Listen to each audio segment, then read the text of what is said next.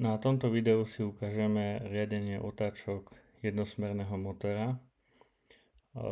Riadená sústava má 3 časti, je to silový driver, ďalej jednosmerný motor a kvadratúrny encoder.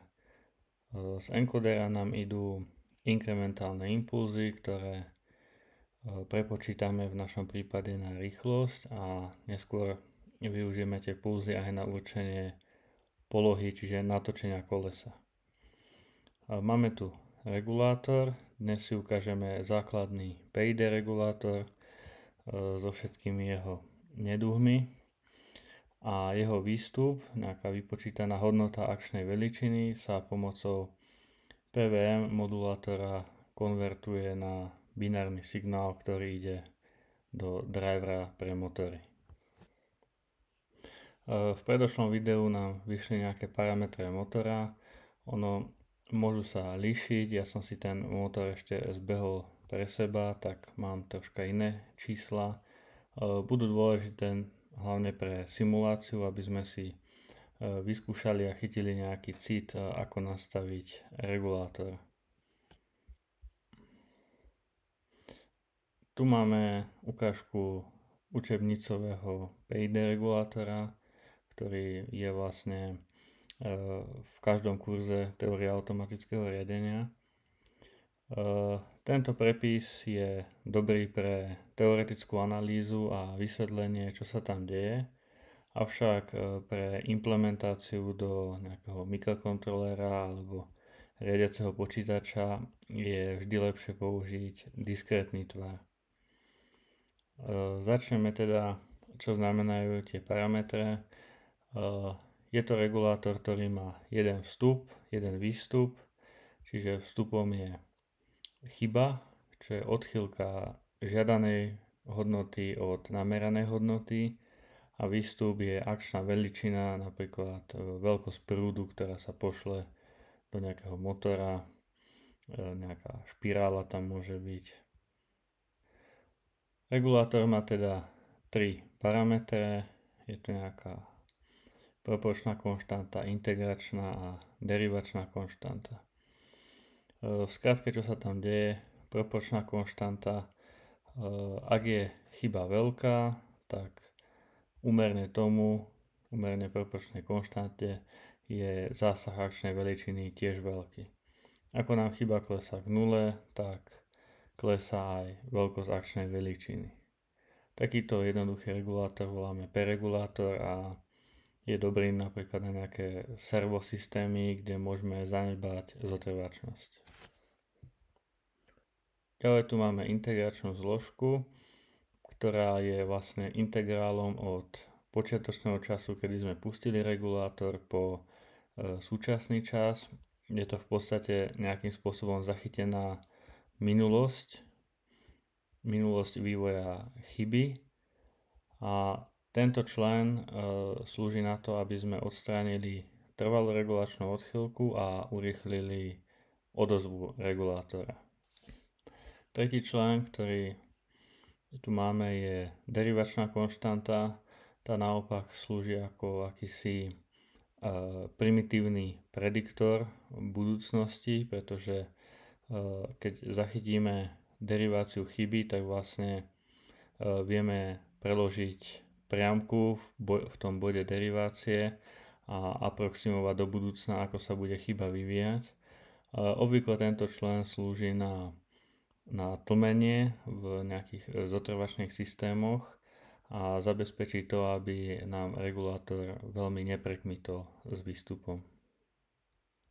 V praxi je lepšie použiť diskrétny tvar regulátora, ktorý sa jednoduchšie implementuje. Je to v podstate jednoduchá diferenčná rovnica, ktorá má 3 konštanty K0, K1, K2. Musíme si pamätať 3 po sebe idúce chyby a predošlú hodnotu akčnej veličiny. Tento člen je v podstate funguje ako integrátor, zachytáva tú pamäť a tento druhý člen je vlastne prírastkový člen, ktorý zachytáva, ako sa má zmeniť akčná veličina. Ten prepočet parametrov vidíme na spodku slajdu. Ja keď nezabudnem, tak dám do popisku videa presné odvodenie a ako sa k tomu dopracovať. Teraz sa pozrieme na príklad, kde urobíme simuláciu jednosmerného motora. Navolíme si nejaké parametre, tak ako v predošlom videu je tu konštanta motora, maximálny vstup a ako rýchlo motor dosiahne maximálne otáčky, nejaká časová konštanta. Keď simuláciu pustíme, v podstate tu sa nedeje nič, iba sa vytvorí dynamický systém, ktorý zatiaľ nechávame v spojitom tvare. Mám to naprogramované všeobecne, takže vstupujú do matice, čiže vlastne len prepíšeme tento skalárny prepis na maticový tvar. Dostaneme tak stavový model, ktorý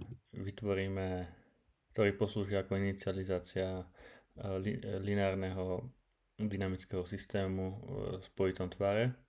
Vyrobíme jednotkový skok, čiže riadiacu veličinu dáme trvalo do jednotky, vstupnú veličinu dáme trvalo do jednotky a pozeráme sa na výstup. Tak je to podľa očakávaní, že motor z nuly nabehne na nejaké otáčky, dosiahne ustálený stav, v tomto prípade okolo 770 otáčok za minútu. No a teraz sa môžeme pozrieť na samotný PID regulátor. Jeho hlavná nevýhoda je, že v podstate neexistuje exaktný postup, ako stanoviť jeho parametre. My si môžeme ukázať napríklad, že si navolíme jednoduchý regulátor, ktorý bude mať iba proporčnú zložku a ostatné budú nulové. Takýto regulátor bude trpieť trvalo regulačnou odchýlkou, takže si to hneď aj overíme. Program funguje tak, že nastavíme si požadované otáčky, takže napríklad 1000 otáčok za minútu. To skonvertujeme na radiány za sekundu, lebo v tom nám pracuje náš simulovaný motor. A v nejakom cykle, ja neviem, napríklad 1000 krokov, vypočítame výstup regulátora a ten použijeme ako vstup do nášho dynamického systému. Ešte tu mám taký bonus, že uprostred tej simulácie v polovici krokov zapôsobíme na systém poruchovou veličinou, čiže napríklad si to môžete predstaviť, že niekto kopne do motora, pribrzdí motor, môže sa vybiť baterka a chceme vedieť, že ako regulátor bude kompenzovať takúto vonkajšiu poruchu. Takže keď to pustíme, na hornom grafe vidíme, čo za výstup vypočítal regulátor, čiže začal dosť nepríjemne takým počiatočným kopnutím. Motor začal naberať na otáčkach, až sa otáčky niekde ustálili a postupne ako chyba klesá, tak akčná veličina ubúda na hodnote, až sa tiež niekde ustáli. Vidíme, že tie otáčky sú okolo zhruba 500 otáčok alebo ja neviem 450 otáčok za minútu, čo je ďaleko od požadovaných 1000 otáčok, ale našťastie systém je stabilný. Nemáme tu žiadne kmitanie, takže regulátor naozaj sa snaží niečo kompenzovať, ale ešte to nie je úplne ono. Reakcia na ten poruchový signál, tak tu uprostred urobíme nejaký kopanec, že pridáme ten vstup a opäť sa pozeráme, ako regulátor kompenzuje. No vidíme, že tu nedochádza k takmer žiadnej kompenzácii a otáčky motora jednoducho narastú a nedržia sa ani na tých 550 otáčkach. Aby sme poriešili tento problém, tak môžeme vyskúšať pridať integračnú zložku do regulátora. Ja začnem veľmi malou hodnotou, napríklad niečo takéto, a uvidíme, čo to urobí. Tak. Tu vidíme, že motor už ako tak by sa aj chcel dostať na tých 1000 otáčok, ale trvá mu to pomerne dlho. To znamená, že naša integračná zložka je malá, takže ju skúsime zväčšiť, aby sme ten nábeh dostali prudší a rýchlejší.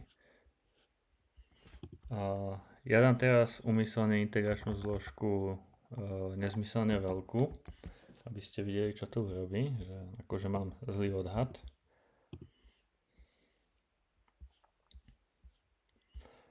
Tu vidíme, že keď je veľká, tak dochádza ku kmitaniu toho systému.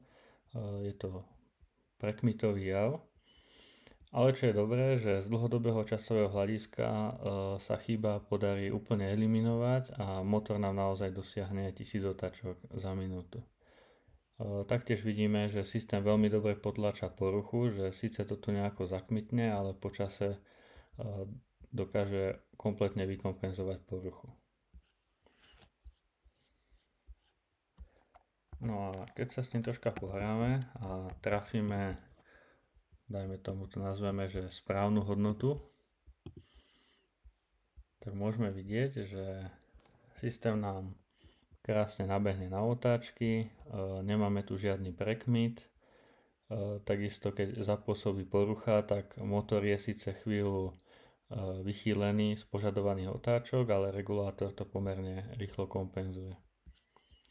Ďalej môžeme vidieť priebeh akčnej veličiny, že tuto na začiatku, keď ten motor potrebuje viacej prúdu, tak je to taký prudší nábeh a tuto je taký kopeček, kde vlastne ten motor nabieha a potom to trocha klesne, lebo už na udržanie otáčok stačí menej energie. Dynamický systém, ktorý tu riadíme, je systém prvého rádu a dá sa ukázať, že bohate stačí PI regulátor. V praxi ale môžeme mať systémy vyššieho rádu a vtedy je dobré pohrať sa aj s derivačnou zložkou. Tomu sa ale v tomto videu nebudeme venovať. Teraz si ukážeme, ako funguje PID regulátor vo vnútri. Tuto som napísal taký ten učebnicový tvar, ktorý neodporúčam používať, lebo má nepríjemné nevýhody. Je tu preto, lebo je to vlastne priamy prepis rovnice, ktorú sme videli. Čiže pamätáme si proporčnú, integračnú a derivačnú konštantu. Ďalej si musíme pamätať integrál chyby, to je tento error sum, a dve po sebe idúce chyby, aby sme mohli počítať deriváciu. V tomto príklade počítam s tým, že ten krok dt je umelo zvolený 1 a že už sme tieto konštanty prepočítali vzhľadom na interval vzorkovania. Nech je ten kód jednoduchší. V cykle voláme túto funkciu, vstupuje do nej požadovaná hodnota a nameraná hodnota, z nej sa vypočíta chyba, zároveň si pamätáme predošlú chybu a tu na tomto riadku vyščítavame ten integrál.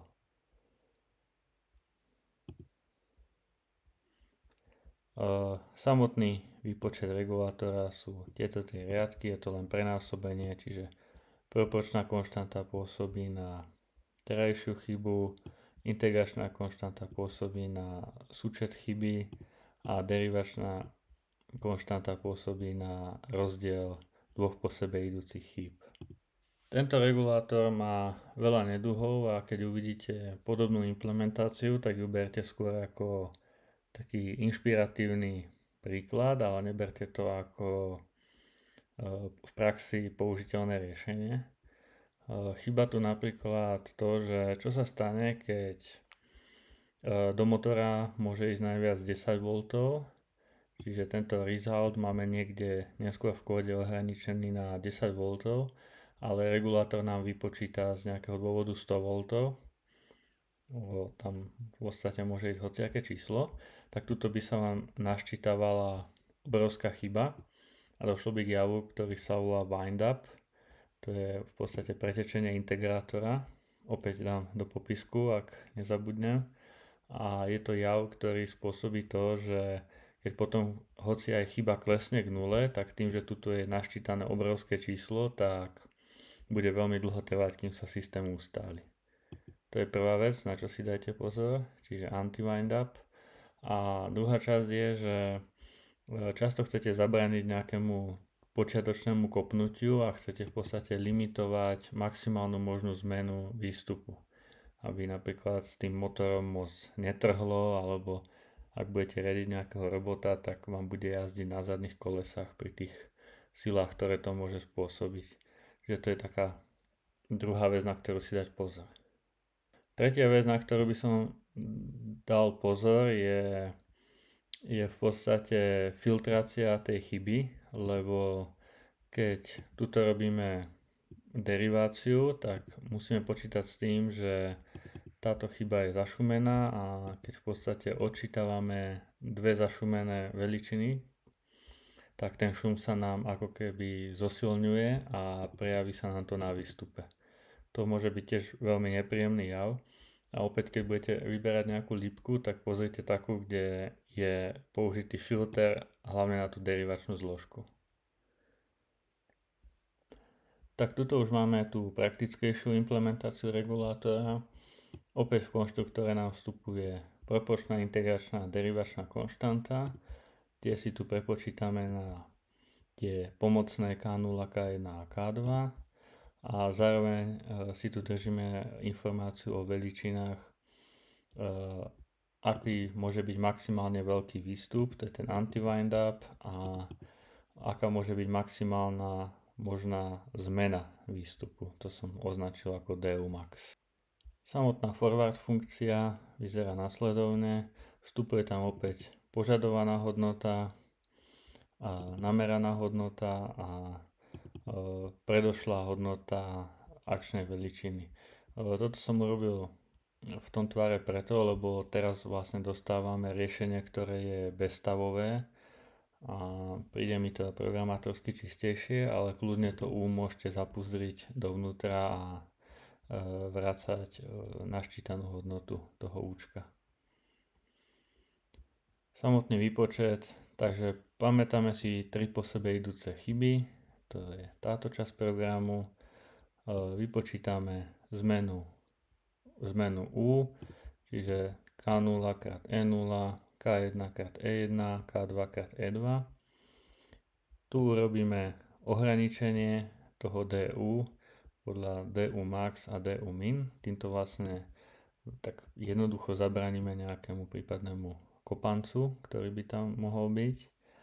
No a samotný anti-windup je implementačne tiež veľmi primitívny, je to opäť len klipnutie do rozsahu, aký môže byť výstup minimálny, aký môže byť výstup maximálny. Tu je vlastne samotné naščítanie toho integrálu.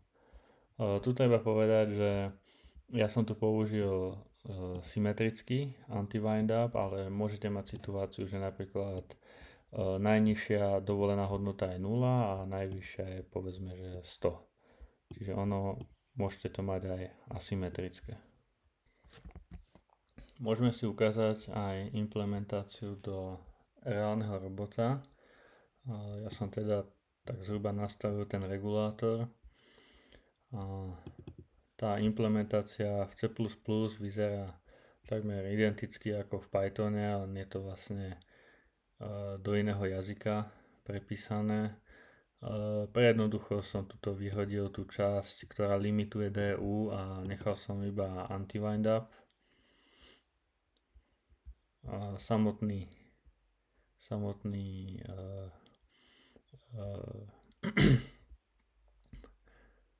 Samotný krok riadenia je prakticky len ten Python prepísaný, čiže 3 po sebe idúce chyby. Tu vypočítame DU, tu je integrál hodnoty DU a tu je klip do minimálnej a maximálnej hodnoty. program sme nahrali do skutočného robota. My si pustíme aj vizualizáciu, aby sme videli ten priebeh riadenia. No a pustíme, ako nám to reguluje.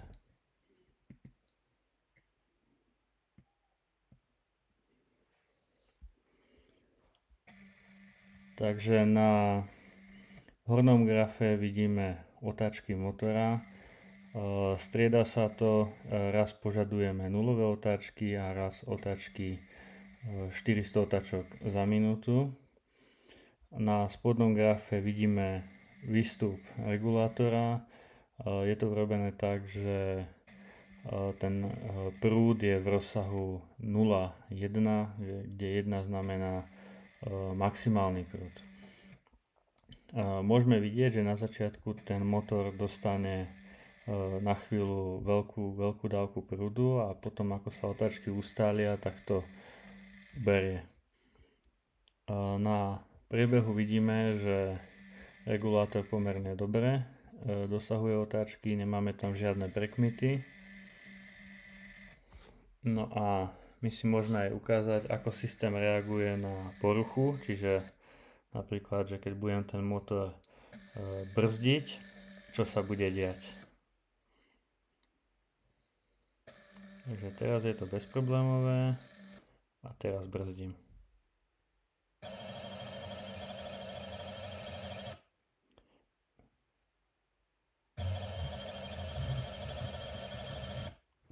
Okamžite môžeme vidieť, že regulátor musí vynaložiť väčší výstup, aby dosiahol požadované otáčky.